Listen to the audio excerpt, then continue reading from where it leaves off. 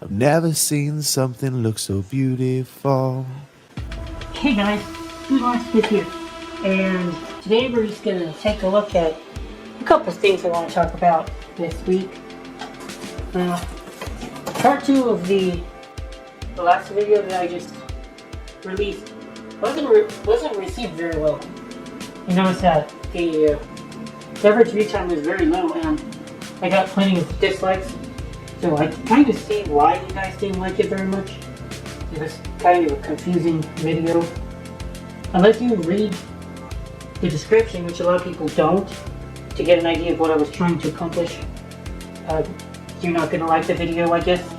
So I don't blame the dislikers. Just feedback for next time. I think I should have just made that one part of the video and made it longer instead of dividing the video up in 2 parts. It was kind of a bad strategic decision on my part. Anyway, so here I've got, in this box, I went ahead and bought, and I'm starting to feel more and more like a sellout these days. And I'll try to explain what I mean by me selling out. Don't expect me to not notice that there's actually a lot of profit in stainless steel flatware as well. I know that I mainly focus on silver plate on this channel, but I do have to admit that unfortunately stainless steel is more common, and the public is used to stainless steel, so that's probably where the money is.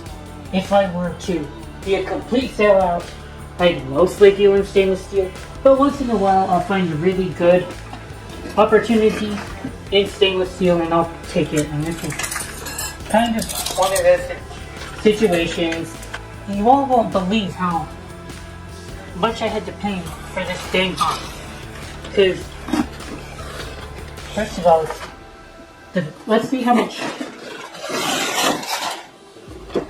pieces I have first. There you go. Kind of nice. Oh, there's some serving pieces as well. This is the box. It's a pattern called Capistrano. A very Italian looking or sounding, anyway. I kind of pinned this down to like mid-century modern. And the name is Native Craft Deluxe Stainless. I paid $20 for the box. Shop Goodwill might have lost some of the pieces or divided the lot into 2. I don't think that this is complete, especially when there's so many teaspoons and not enough knives and forks. So I might have to divide this lot myself and parcel it out in creative ways as well. But anyway, $20 for the lot itself and $20 for shipping. And look how small the shipping is, guys. The box is quite small. I showed you guys earlier. And the flatware is 4 pounds of flatware. And they shipped it for $20. I felt quite hosed in this situation. So I asked them to, hey, look at what you're doing. Why are you selling me it's a piece with such high shipping charges? I think something funny is going on. Please listen. Add to your system, and they replied, oh yeah, we'll do a review once the shipping process is complete. Well, now the shipping process is complete, so I'm going to ask them to please review the findings for me, please. I would like to know. And quick update, they gave me $10 back. So keep an eye on your invoices from this place. I've had this happen a couple times. At this point, $20 is way too much. I would imagine more along the lines of 12 to 15 is more fair for shipping. So let's see what they end up doing, whether or not they give me a couple bucks back. But yeah, Capistrano, mid-century modern pattern, very cute looking. And it seems to retail for around $4 to $6 a piece, especially these. The serving pieces are probably going to go for more, maybe. The teaspoons, yeah, $4 a piece or so. I have 30, so we're in $40. I retail $120-ish. So decent, easy profit. Now I also, of course, have some silver plates to show you guys. Oh boy, do I have some silver plates to show you guys. I'll show you guys this piece. It's kind of an interesting piece, honestly.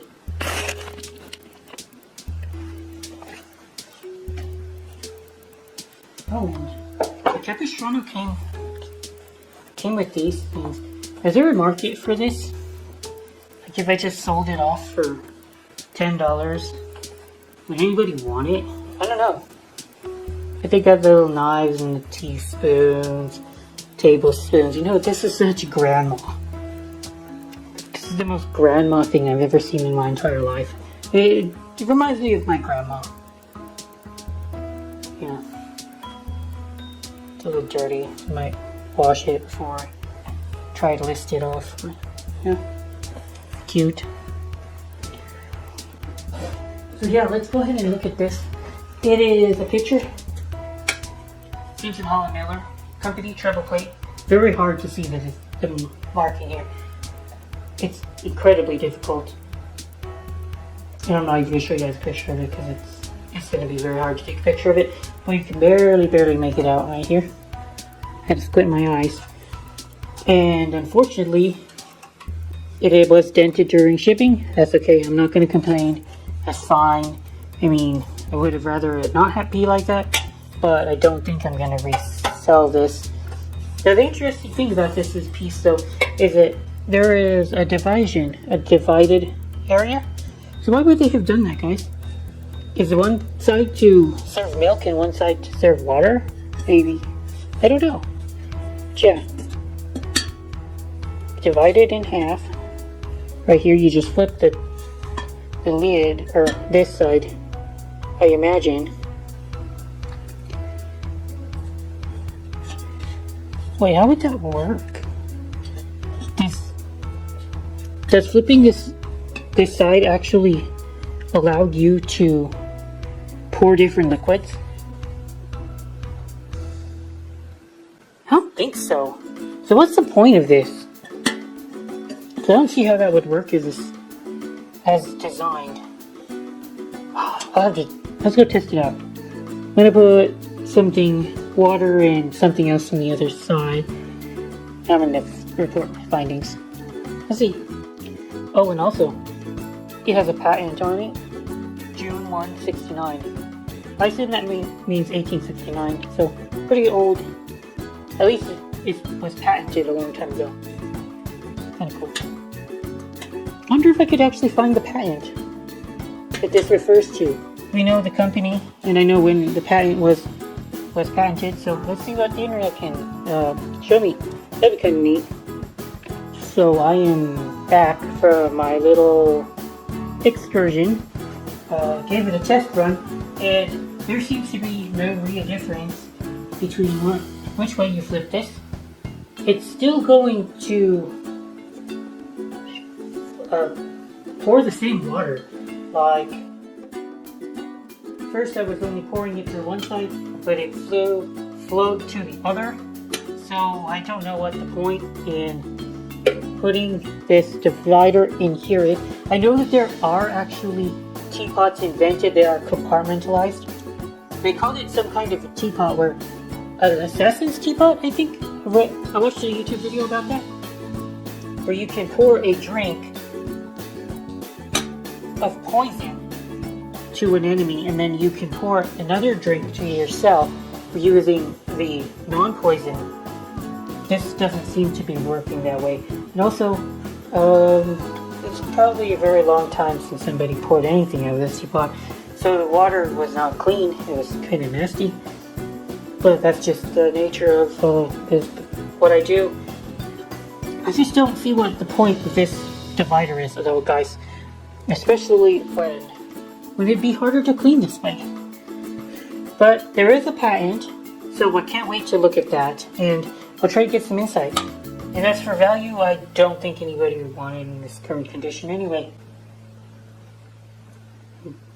Probably wouldn't even wanted it even with this dent, because there were also other dents here. It is kind of bulky and not very attractive in its current condition. So I was able to find the patent on patent.google.com. Incredible what you can find on the internet these days, but I digress. And it's a 3-page patent. Got the picture over here. I'll show you the picture over here.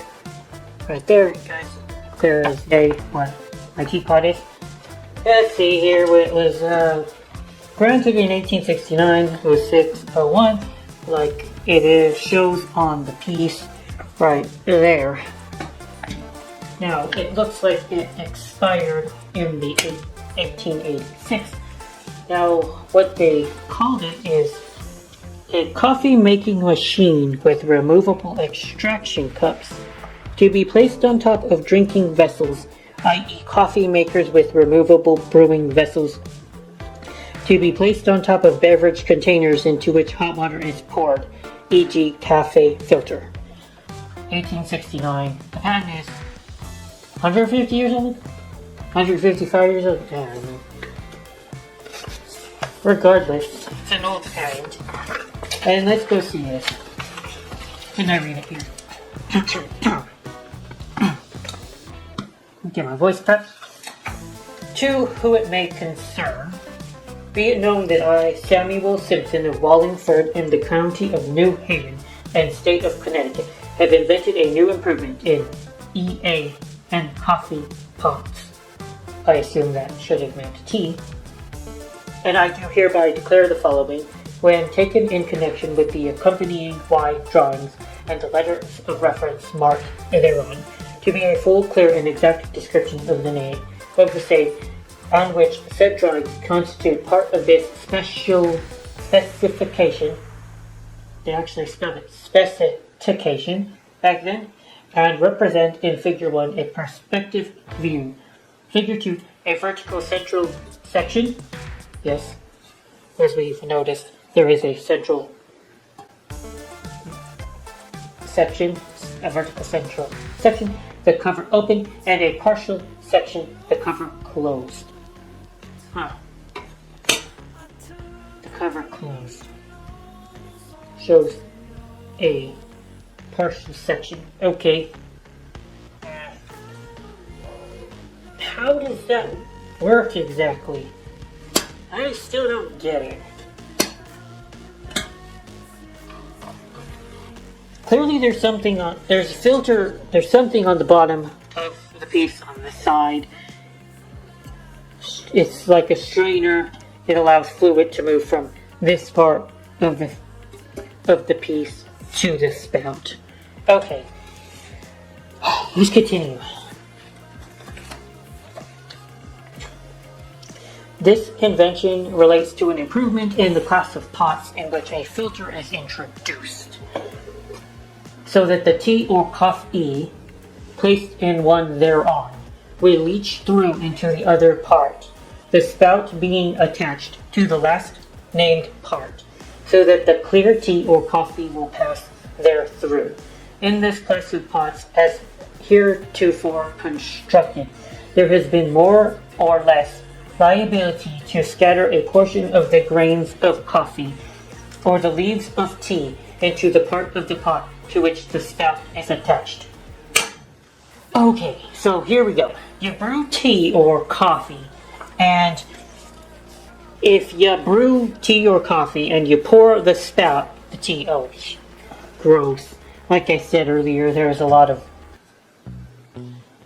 solids in the piece, of rust or something, and I put water in it earlier and I said it was kind of like brown. There you go, accidentally poured it on my table. Anyway, so obviously if you brew it and you pour the coffee or the tea leaves come out. So here, at least you can separate the tea leaves or the coffee grounds on this side, and the liquid pours out. You have yourself some nice tea or coffee. It's basically just to separate the strain, the coffee grounds or the tea leaves from your drink. This is basically all this is. And it was patented by Simpson Hall Miller. It's kind of cool. So let's see here. Finish this off. In this class of pots as heretofore constructed, there has been more so less liability to scatter a portion of the grains of coffee or the leaves of tea into the part of the pot to which the spout is attached, and further, the cover closing over the whole, more or less of the aroma unavoidably escapes from the pot. So this is why it's closed, I guess. So we keep the aroma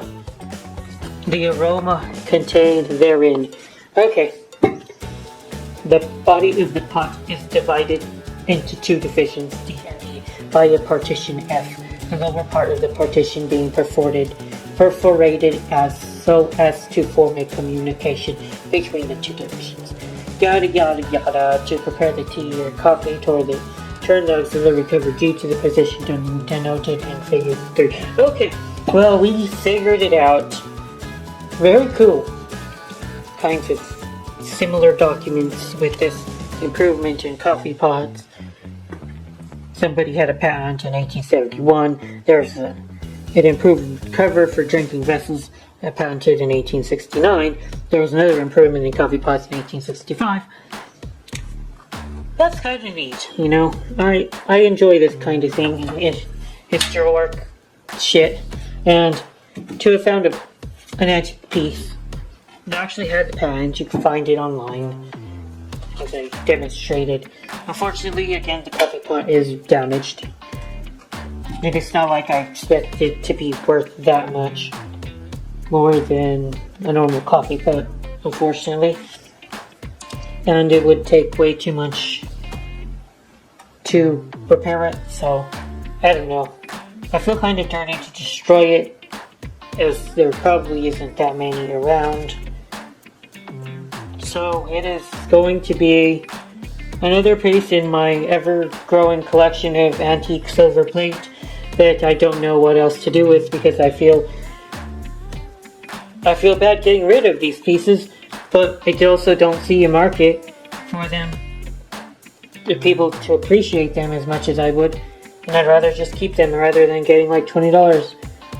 Because then if I sell this for $20, I still don't know if somebody will scrap the piece or not. Of course, once you buy a piece from me, it's not my business what you're going to do with it, but still, I'd rather it not get scrapped for silver. There's other silver plate to do that for. There is other metal, copper out there in the world, and it's copper-based metal. We can see copper bleeding through in the bottom here. There's other metal to satisfy industrial demand, in my opinion, and I'd feel terrible if this was destroyed and lost to history. Although, at least we have the patent. That's not always the case with these pieces. Alright, let's go look at the other pieces with it that came in this box. And oh, they're so cool. And they're also Simpson Hall Miller guys, but completely different ball game we're talking about. So here's some fairly playful Greek revival. I pinned this down to Greek revival, or it kind of looks kind of Egyptian as well. But the weird thing is that this figure looks Egyptian on the top of the handle, but the bottom one, the figures on the feet, they remind me more of Greek. I don't know, it's very strange. And then on the body, they're using motifs that look kind of like, is that a griffin? It looks kind of like a griffin to me. Some kind of a dragon, maybe? Like standing out.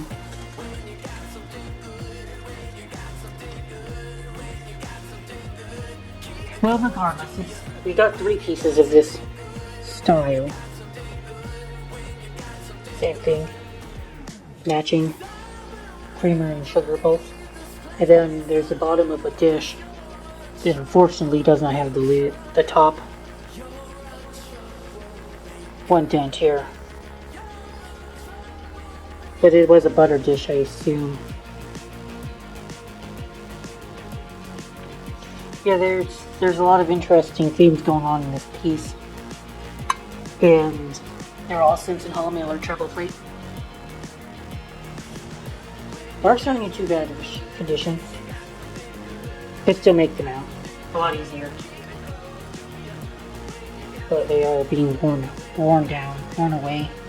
Unfortunately, these marks do not last forever. The bottom of the butter dish looks like the best, mark-wise. But unfortunately, like I said, it does not last forever. And yeah, this is they're quite neat. I don't know what to make of it price-wise. What kind of a market there would be for the pieces. But I assume I did pretty well because I paid $20 for the entire lot. Plus shipping. Not too bad. Not too bad. And there's one more piece I'll show you guys. Here's what's going to bring home the bacon this week for me. I think that other piece, those pieces will bring home some bacon, but this should bring out the main shank here. The main pig, the chicken dinner. You got yourself a soup tureen, silver soldered. The name is probably International Silver. It is definitely an International Silver piece. I can kind of tell that already. Just because it's plainer. I feel like International Silver designs were plainer and less frilly than Reed and Bargain. And Reed and Bargain and International Silver were like the main companies that were making silver soldered hotelware. But we've got the name, the Conrad Hilton on the bottom, and the crest on the top.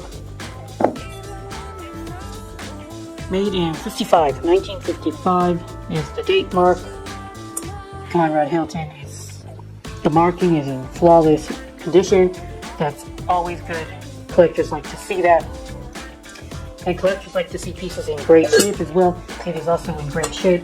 I don't know how much this is worth, but I would suspect it could be worth $100. Don't know for sure. Haven't looked up the market, haven't tried to sell it yet, but I'm not going to take the first offer that comes to me in this case. Kind of cool.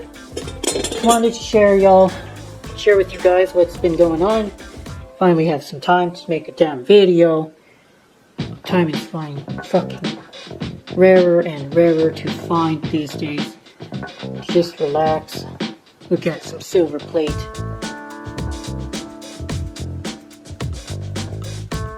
Alright guys, glad you guys got to look at some cool silver plate with me. Take a minute of your day. Breathe a little bit. Thank you for watching. Good marks, good out.